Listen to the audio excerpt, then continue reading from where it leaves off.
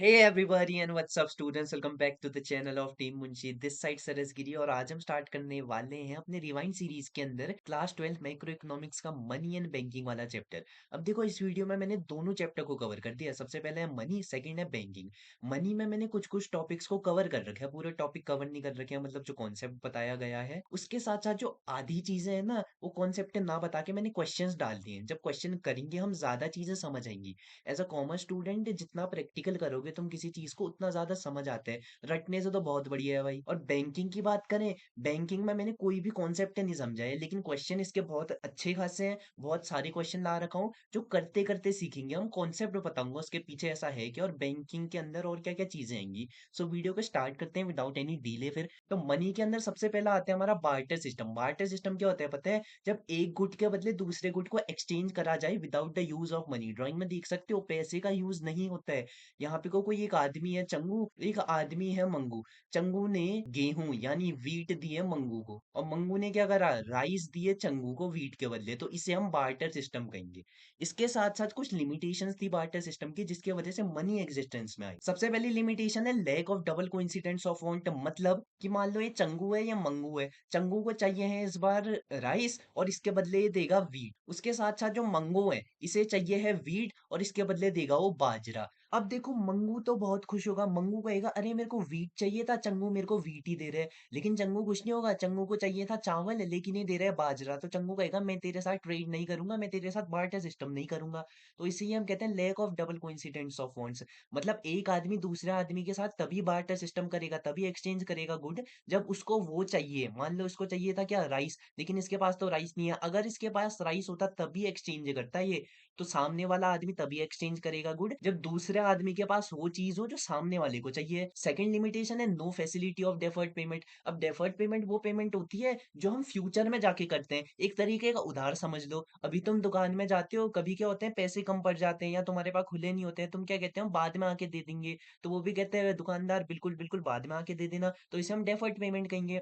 लेकिन barter system में ऐसा नहीं होता है, बार्टर सिस्टम में खाने का एक्सचेंज होता है। अब देखो कई बार क्या होता है ना, किसी आदमी के पास बहुत कम खाना होता है, तो जब वो एक्सचेंज करेगा और दूसरा आदमी कह देगा कि मैं तेरे को परसों आके दूंगा खाना एक्सचेंज में, तो ऐसा नहीं हो पाएगा भाई, भूखा मर जाएगा वो आदमी। इसलिए डेफर्ड पेमेंट की कोई फैसिलिटी नहीं होती है इसके अंदर।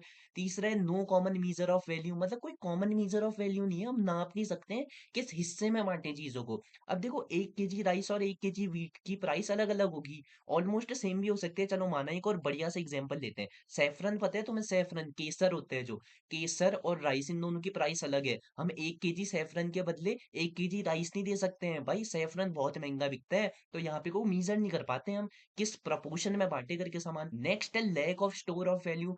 अब जो ये सामान होते हैं ना बार्टर सिस्टम के अंदर, पेरिशेबल गुड्स होते हैं, मतलब बहुत जल्दी खराब हो जाते हैं, तो इनको हम लंबे समय तक स्टोर करके नहीं रख सकते हैं। तो ये भी एक और लिमिटेशन हो गई। लास्ट लिमिटेशन है लैक ऑफ डिविजिबिलिटी। अब देखो किसी के पास घोड़ा है, हॉर्स, और हॉर्स के बदले क्या है, राइस। कोई उसको 1 केजी राइस दे रहा है, तो 1 केजी राइस के बदले वो 1 केजी घोड़ा काट के दे सकते हैं क्या? नहीं दे सकते हैं। जैसे ही घोड़ा वो 1 केजी में काटेगा, घोड़े की वैल्यू वहीं खत्म हो जाएगी, घोड़ा मर जाएगा। तो इसे हम कहते हैं लैक ऑफ डिविजिबिलिटी। अब देखते हैं नेक्स्ट पॉइंट। अब देखो जो जो ये लिमिटेशंस थी ना, ये लिमिटेशंस मनी में नहीं थी, इसीलिए सब अभी क्या कर रहे हैं, यूज मनी कर रहे हैं। तो नेक्स्ट पॉइंट देखते हैं अब, जो है मनी। अब देखो मनी क्या होते हैं, यहाँ से हमें पता लगेगा। Money can be anything with the help of which we can exchange goods and services.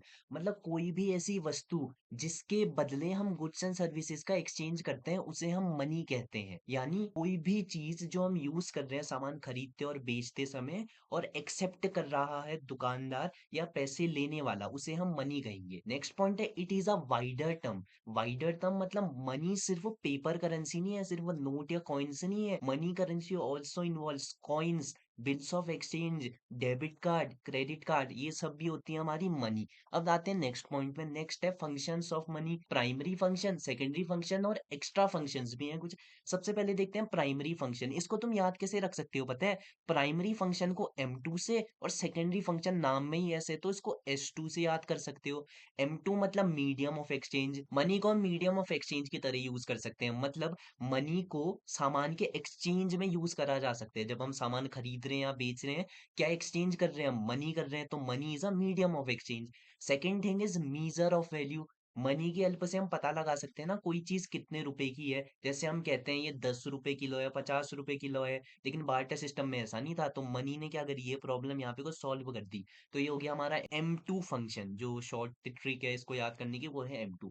S2 अब देखो सेकेंडरी फंक्शन से आ रखा है ऐसे ना नाम में, तो S2 है standard for deferred payment. Standard of deferred payment मतलब फ्यूचर पेमेंट कर सकते हैं हम मनी से। जैसे हमारे पास अभी पैसे नहीं है, हमने कोई सामान खरीदा, हमने उससे कह दिया अरे तेरे को कल या परसों आके पैसे दे देंगे, तो चल जाते हैं मनी के केस में ऐसा, तो इसे हम डेफर्ड पेमेंट कहेंगे। सेकंड है स्टोर ऑफ वैल्यू। मनी को स्टोर करके रख सकते हो तुम बैंक में, अपने लॉकर में, घर में। तो बार्टर सिस्टम की प्रॉब्लम ये वाली भी सॉल्व हो गई। लास्ट एक पॉइंट जोड़ देना S2 में, ट्रांसफर ऑफ एसेट्स। मतलब मनी की हेल्प से एसेट्स एक आदमी से दूसरे आदमी में ट्रांसफर कर सकते हो। जैसे मान लो एक आदमी है ए, एक है बी। ए के पास कोई प्रॉपर्टी है, बिल्डिंग है, मान लो BLD लिखता हूं मैं। इसको बिल्डिंग बेचनी है बी को, तो बी क्या करेगा, इसे मनी देगा। मनी जैसे ए के पास चली गई, बिल्डिंग किसकी हो जाएगी, बी की। तो एसेट्स ट्रांसफर हुए ए से बी को, तो मनी इसमें भी हेल्प करता है। लास्ट है एक्स्ट्रा फंक्शन। एक्स्ट्रा फंक्शन मतलब गारंटर ऑफ सॉल्वेंसी। अब देखो ये पॉइंट अगर कम पढ़ेंगे, तुम्हें ज्यादा नहीं आएगा एग्जाम में, ये भी लिख देना है, सिंपल से पॉइंट है ये, तुम्हारा बस सोर्स मटेरियल बढ़ाएंगे लिखने का। सबसे पहले गारंटर ऑफ सॉल्वेंसी। मनी हमें ये बताते हैं कोई आदमी सॉल्वेंट है या इनसॉल्वेंट। सॉल्वेंट आदमी वो होता है जो अपनी डेट सारी पे बैक कर पाए, यानी उधार वालों को पैसे वापस कर पाए। और इंसॉल्वेंट आदमी वो होता है जो पैसे वापस ना कर पाए। तो जिसके पास पैसा होगा वो सॉल्वेंट आदमी है, जिसके पास पैसा नहीं है वो इंसॉल्वेंट आदमी है, जनरल सी बात है। सेकंड है लिक्विडिटी। मनी जो है ना सबसे लिक्विड फॉर्म ऑफ सारे एसेट्स में से एक है। मतलब मनी को तुम किसी में भी कन्वर्ट कर सकते हो। गोल्ड में कन्वर्ट करो, किसी एसेट में कन्वर्ट करो। जैसे बिल्डिंग खरीदी तो मनी किस में हो गई कन्वर्ट, बिल्डिंग में हो गई। कोई गोल्ड खरीदा, मनी के बदले खरीदा गोल्ड। सिल्वर हो गया, या कोई भी चीज खरीदो, मनी को तुम किसी में भी कन्वर्ट कर सकते हो। तो नेक्स्ट आते हैं हम। नेक्स्ट है मनी सप्लाई। मनी सप्लाई क्या होता है पता है, the stock of money held by the public in an economy during a given point of time. मतलब वो टोटल पैसा जितना इकोनॉमी में है, इकोनॉमी के लोगों के पास है, at a given point of time. यहाँ पीरियड ऑफ टाइम की बात नहीं करी गई है। पीरियड ऑफ टाइम मतलब एक साल या एक साल से ज्यादा। पॉइंट ऑफ टाइम मतलब एक स्पेसिफिक टाइम, जिसे हम कहते हैं मनी सप्लाई। अब देखते हैं नेक्स्ट चीज। अब यहाँ से होते हैं क्वेश्चन स्टार्ट। ये है CBSE 2021-22 टर्म वन में आ रखा है ये क्वेश्चन।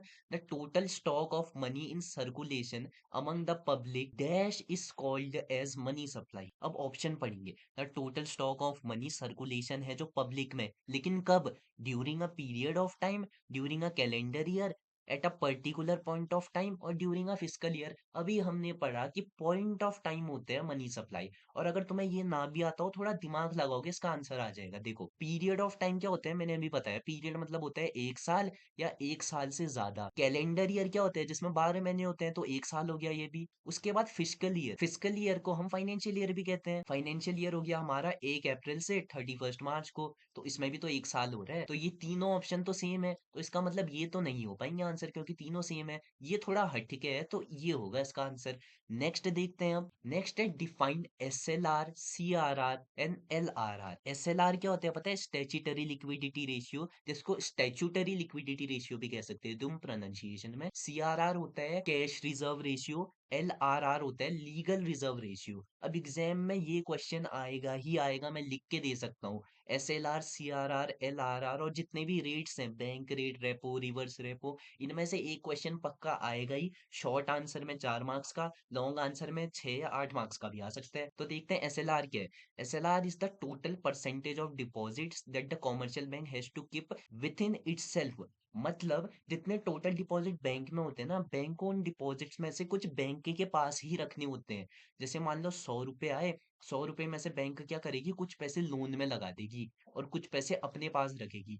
तो जो पैसा अपने पास रखेगी ना, मान लो 100 रुपए में से 80 रुपए उसने अपने पास रख दिए, तो हम क्या कहेंगे, ये है 80%। तो हमारा SLR हो जाएगा 80%। तो वो पैसा जो बैंक अपने पास रखती है, अगर जब उसको परसेंटेज फॉर्म में कन्वर्ट करें कि कितना पैसा रखा गया है, उसे हम SLR कहेंगे। CRR मतलब वो परसेंट ऑफ डिपॉजिट, डिपॉजिट का वो हिस्सा जो बैंक सेंट्रल बैंक के पास रख रही है, सेंट्रल बैंक के वहां जमा करा रही है, उसे सीआरआर कहेंगे। एलआरआर होता है हमारा लीगल रिजर्व रेशियो, जो कुछ नहीं है, बहुत सिंपल है। एसएलआर और सीआरआर आ गया, तो इन दोनों का जब तुम सम करोगे ना, हमारा एलआरआर भी आ जाएगा। LRR is nothing but the sum total of SLR and CRR. Next देखते हैं हम, credit creation by commercial bank are determined by. इस क्वेश्चन में आने से पहले एक और क्वेश्चन कर लेते हैं, ये वाला। यहाँ से तुम्हें तीसरे क्वेश्चन की एक हिंट मिल जाएगी। एग्जाम में ये क्वेश्चन आ रखा है सीबीएसई 2023 में, और ये 4 मार्क्स का फॉर श्योर तुम्हारे एग्जाम में आएगा ही आएगा। क्रेडिट क्रिएशन का एक फॉर्मूला होता है, मैं सीआर से रिप्रेजेंट कर रहा हूँ, इसे खाली सीआर से करते नहीं है, वैसे मैं शॉर्ट में लिख। क्रेडिट क्रिएशन का फॉर्मूला होता है 1/LRR multiply by initial deposit. Initial deposit मतलब शुरुआती डिपॉजिट, जो सबसे पहली बार करे गए हैं। इसमें सबसे पहली बार डिपॉजिट कितने करे गए हैं, 2000। सो हम क्या करेंगे, 2000 यहाँ लिख देंगे। 2000 लिखा, मल्टीप्लाई बाई 1/LRR। LRR होता है रिजर्व रेशियो। अब देखो हमें दिया नहीं है कितना परसेंट है यहाँ पे को, लेकिन 200 दे रखा है, तो 200 2000 का 10% होता है, तो हम ये कह सकते हैं LRR 10% है। और 10% को जब डेसिमल में कन्वर्ट करें, मतलब परसेंट मतलब होता है 100, सो 10/100 करेंगे तो कितना आएगा, 0.1। तो यहाँ पे को क्या कर देंगे, 0.1। तो हमारा क्रेडिट क्रिएशन आ जाएगा टोटल 20,000। ठीक है, ये हमारा हो रहा है 20,000 टोटल क्रेडिट क्रिएशन। तो 20,000 अमाउंट है, तीसरे वाले में आ जाएगी 20,000। में यहाँ पे कोई थर्ड भी लिख देता हूँ ऐसे करके। उसके साथ साथ एक चीज देखो, जो डिपॉजिट होंगे ना हमेशा इनिशियल डिपॉजिट, वो रिजर्व रेशियो के टोटल के इक्वल होंगे। यहाँ अगर 2000 लिखे और यहाँ पे को कुछ नहीं लिखा है, आंखें बंद करके यहाँ पे को 2000 लिख देना। डिपॉजिट और टोटल ऑफ रिजर्व रेशियो हमेशा इक्वल होगा। उसके साथ साथ यहाँ पे को 20,000 आ गया है ना, जो ये होगा ना लोन, ये इन दोनों के बीच का डिफरेंस होगा। मतलब अगर ये 20,000 आ गया है 20 के, यहाँ पे को हम 2000 जब माइनस कर देंगे, तो ये बीच वाली वैल्यू निकल जाएगी। लोन हमेशा डिपॉजिट और रिजर्व रेशियो का प्लस होगा, तो यहाँ पे को आंसर आ जाएगा हमारा 18,018 के लिख देता हूँ मैं। अब बची पहली वाली वैल्यू। अब देखो रिजर्व रेशियो 10% है, ये 90% है, ये भी निकाल सकते हो बहुत इजीली। 180 का हम सबसे पहले क्या करेंगे, 90% निकालेंगे कि 90% कितना होगा इसका। इसमें ऐसा करेंगे, जितना 180 है, 180 10% है किसी का, सो एक्स मल्टीप्लाई बाई 10%, मतलब कोई वैल्यू थी उसका 10% हमारा 180 आ रखा है, कहने का मतलब ये है। तो यहाँ से हमारी एक्स की वैल्यू निकल जाएगी, मतलब टोटल डिपॉजिट की वैल्यू निकल जाएगी। So x is equals to 180 multiply by 0 से यहाँ 0 कट गया, तो ये आ जाएगा 10। सो हमारा आंसर आ रहा है 1800। तो 1800 यहाँ लिख दोगे 1 के वहां। अब देखो एक और खास बात बताऊं, जो लोन में होगी ना ऊपर अमाउंट, वही अमाउंट नीचे भी लिख देना तुम यहाँ पे। ये तुम निकालना चाहो तो निकाल भी सकते हो, अगर दिमाग लगा के ट्रिक लगा के करना चाहो तो जो लोन में अमाउंट लिखी होगी वही अमाउंट डिपॉजिट में भी लिख देना। और लोन मैंने बताया 1800 माइनस 180, जो अमाउंट आ रखी है यहाँ पे को लिख देना। अब आते हैं ऊपर वाले क्वेश्चन में, ये फॉर्मूला याद रखना, क्रेडिट क्रिएशन होता है 1/LRR multiplied by initial deposits. अब आते हैं ये वाले क्वेश्चन में, credit creation by commercial banks are determined by. किस चीज से डिटरमाइंड होता है क्रेडिट क्रिएशन, सबसे पहले statutory liquidity ratio SLR, cash reserve ratio CRR, initial deposit, या ऑल ऑफ द अबव। अब ये हमने फॉर्मूला देखा और मैंने याद रखना भी कहा, क्रेडिट क्रिएशन डिटरमाइन होता है एलआरआर और इनिशियल डिपॉजिट से। और एलआरआर क्या होता है, हमने चेक करा था, एसएलआर प्लस सीआरआर होते हैं। तो एसएलआर तो है ही है, सीआरआर भी है ही है, उसके साथ साथ क्या है, इनिशियल डिपॉजिट भी है। इनिशियल डिपॉजिट भी इसका आंसर होगा, इसका मतलब ऑल ऑफ द अबव इसका करेक्ट आंसर है। नेक्स्ट देखते हैं हम, नेक्स्ट है जी, read the following statement carefully. अच्छा, इसमें से हमें अब ये बताने कौन सी स्टेटमेंट ट्रू है, कौन सी स्टेटमेंट फॉल्स है। सीबीएसई 2023 में ये क्वेश्चन आ रखा है। पेन का कलर करते हैं चेंज, ये वाला, ओके जी। तो इसमें लिख रखा है reserve ratio and credit creation. Reserve ratio LRR लेके चलना, रिजर्व रेशियो होता है LRR. So LRR and credit creation process are inversely related, मतलब जितना ज्यादा एलआरआर होगा हमारा, उतना ही ज्यादा क्रेडिट क्रिएशन भी होगा। तो इसमें पहली स्टेटमेंट क्या होगी, ट्रू या फॉल्स। पहली स्टेटमेंट फॉल्स होगी। ऐसा क्यों, देखो मान लो हमारी इनिशियल डिपॉजिट है 10, मैं एग्जाम्पल के लिए ले रहा हूँ सिंपल, ठीक। एलआरआर है 10%, सो 1/LRR हमें पता है 0.10% है ना, देखो 10/100 करेंगे 0.1 आएगा, सो 0.1, 10 10 होता है 100, ठीक। हमारा क्रेडिट क्रिएशन आ गया है 100, जब 10% था हमारा एलआरआर यानी रिजर्व रेशियो। अब हम रिजर्व रेशियो बढ़ा देते हैं, डेट इज 0.2 इंटू 10। अब ये क्या होगा, 10 10 100, ये तो 100 हो गया, डिवाइड में 2 आ जाएगा, 2 से क्या हो गया ये 50। तो हमारा क्रेडिट क्रिएशन क्या हो गया है, कम हो गया, 100 से 50 आ गया है। तो इसमें हम ये कह सकते हैं दे आर, अच्छा इन्वर्सली रिलेटेड बोला था, वो सॉरी सॉरी। तो ये सही होगा, क्योंकि जैसे जैसे एलआरआर बढ़ता जाएगा वैसे ही वैसे हमारा क्रेडिट क्रिएशन घटता जाएगा, और जैसे जैसे एलआरआर घटेगा हमारा क्रेडिट क्रिएशन बढ़ता जाएगा। तो पहली स्टेटमेंट तो ट्रू है। सेकंड देखेंगे, central bank of an economy performs the vital function of controlling the credit creation process. अब देखो, जो एसएलआर होता है, जो सीआरआर होता है, मैंने तुम्हें बताया एक परसेंटेज होती है जो क्या करनी होती है ने, सीआरआर को क्या करना होता है, सेंट्रल बैंक पे जमा करना होता है, एसएलआर को बैंक में ही रखना होता है। और जो ये परसेंटेज होती है ना, फिक्स करता है सेंट्रल बैंक। तो सेंट्रल बैंक ने अगर एसएलआर बढ़ा दिया ना, क्रेडिट क्रिएशन प्रोसेस कम हो जाएगी। क्रेडिट क्रिएशन प्रोसेस कुछ नहीं है, क्रेडिट क्रिएशन प्रोसेस वो होती है, जितना डिपॉजिट आ रखा है बैंक क्या करती है उसमें से कुछ हिस्सा लोन में दे देती है, लोन से फिर ब्याज लेती है वो। और जितना लोन में दे रखा है ना उन्होंने किसी को हिस्सा, और किसी को लोन दे दिया मान लो, तो क्या करेगा वो आदमी, वापस वो लोन का पैसा बैंक में ही जमा कर देगा। तो ये 1800 दोबारा यहाँ आ गए बैंक में ही। अब बैंक क्या करेगी, 1800 में से कुछ और छोटा सा हिस्सा किसी और को लोन दे देगी, और वही आदमी दोबारा फिर उसी बैंक में जमा कराने आएगा।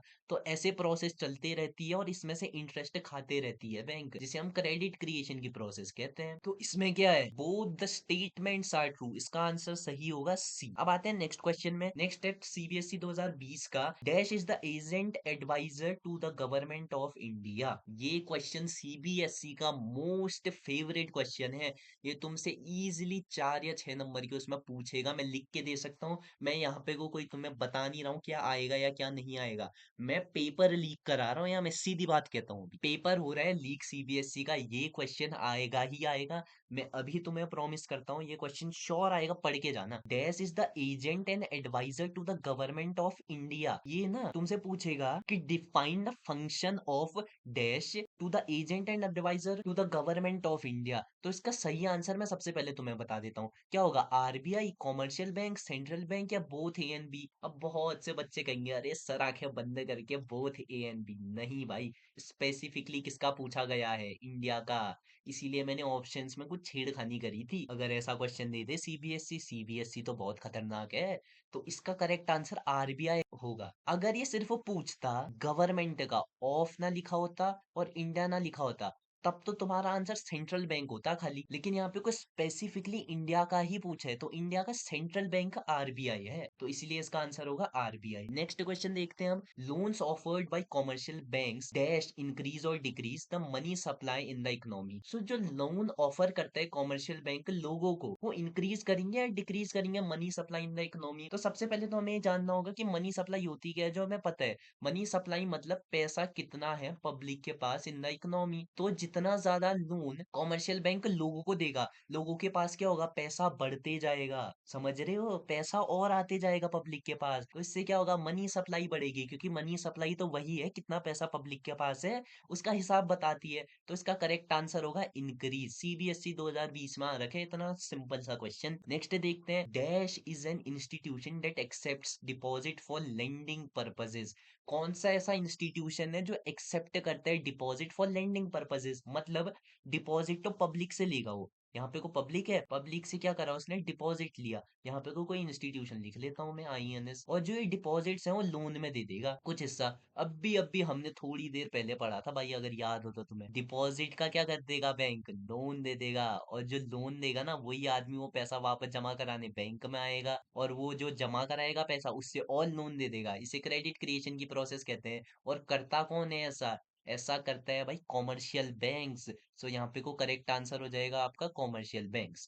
नेक्स्ट आते हैं, ओहो अब आते हैं बिल्कुल मस्ट डू क्वेश्चंस में। मैंने कहा ना, राज की बात बता रहा हूँ, मैं पेपर लीक करा रहा हूँ यहाँ पे को। ये क्वेश्चन अभी भी लिख के दे सकता हूँ मैं, आएंगे ही आएंगे इसमें से ना। ऑलमोस्ट कुछ नहीं तो मेरी बात मानो 75 क्वेश्चन पक्का आने वाले हैं इन 5 में से। ये तो पढ़ के ही जाना, तो मस्ट डू क्वेश्चंस हैं। सबसे पहले explain the function of central bank as a lender of last resort. पहला क्वेश्चन तो ये बन सकता है सिर्फ यहाँ तक, कि lender of last resort central bank का बताओ क्या है function. Lender of last resort कुछ नहीं है, लेंडर ऑफ लास्ट रिजॉर्ट ये है जब कॉमर्शियल बैंक पूरा डूब जाता है, उसके बाद पैसा ही नहीं बचता है, तो सेंट्रल बैंक क्या करती है, आखिरी टाइम में मदद करती है कॉमर्शियल बैंक की, ताकि जिन लोगों ने जो डिपॉजिट डाल रखे हैं बैंक में, उनको उनका पैसा वापस मिल जाए, जिसे हम लेंडर ऑफ लास्ट रिसोर्ट कहते हैं। और as a agent and advisor to government क्या है, जो सेंट्रल बैंक है वो गवर्नमेंट को बताता है इकोनॉमी में कैसा करो, अरे ऐसा करोगे इकोनॉमी ग्रो होगी। और कोई भी पेमेंट करनी हो गवर्नमेंट के बिहाफ में बाहर वाली कंट्री को, या रिसीव करनी हो पेमेंट बाहर वाली कंट्री से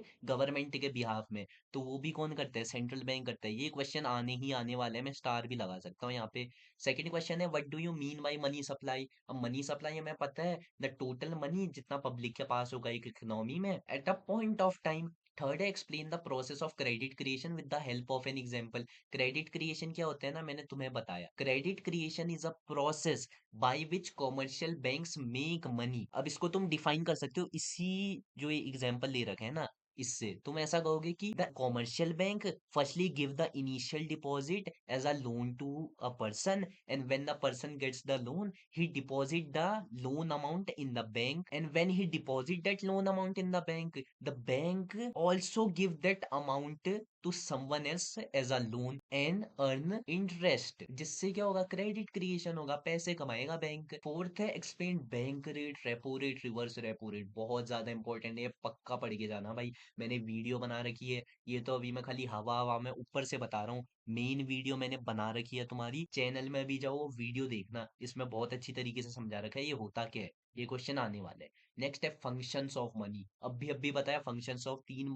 तीन फंक्शन होते हैं मनी के। उसके साथ साथ फंक्शंस ऑफ सेंट्रल बैंक भी पक्का पढ़ के जाना। अरे भाई ये तो बहुत इंपॉर्टेंट है, मैंने लिखा क्यों नहीं, फंक्शंस ऑफ सेंट्रल बैंक ना आने ही आने वाला है। ये भी एक फंक्शन है, लेंडर ऑफ लास्ट रिसोर्ट और agent and advisor to the govern. तो आज की वीडियो के लिए तो इतना ही है। कुछ अगर बहुत चीज डिटेल में पढ़नी हो, अभी चैनल में जाना, वीडियो देखना, बहुत अच्छी तरीके से समझाया है। और वीडियो पसंद आई लाइक करना, शेयर करना, सब्सक्राइब करना, और हाँ, अपने दोस्तों में रिकमेंड भी कर देना यार।